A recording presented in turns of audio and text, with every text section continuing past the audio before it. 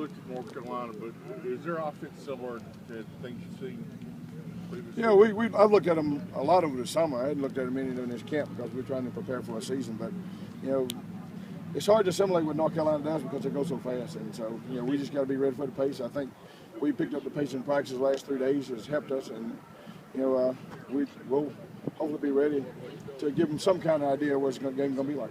Do they remind you of anybody? Well, you know, Missouri was an up-tempo team, and so, you know, we figured it would be very similar. Are you a believer that you need a vocal guy in the secondary? You need somebody who yaps a lot?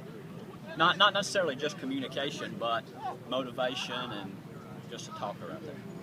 You know, again, not really. You know, I've been around college teams, been around NFL teams, and Ed Reed never talked, but he was a great leader for Baltimore, and so I don't think you actually have to have a guy that's going to talk junk. I think you need a guy that's going to talk and communicate when people get lined up. Who's taking that role over from DJ?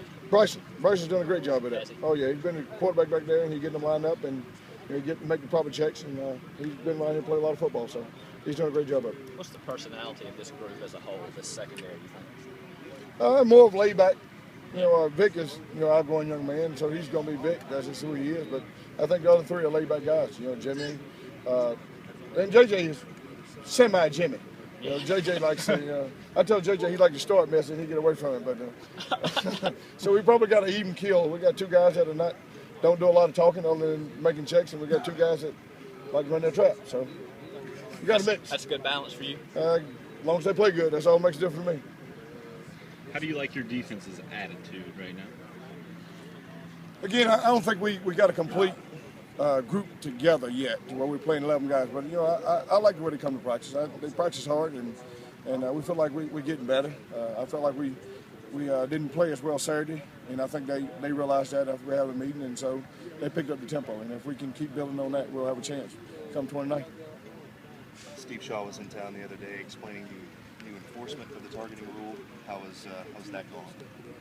It's an offensive game. Again, it's going to be called, and they're going to throw you out of the game regardless. If it's a personal foul, they're going to throw you out of the game. And then if they review it and it shouldn't be, then they'll put you right back in. But other than that, they're putting a lot of responsibility on officials. Does that change the way you coach at all? Nah, not at all. Again, we're going to try to do some different stuff in the perimeter. We'll tackle lower, but up front, linebackers will do the same. Thanks, Coach. Thank you.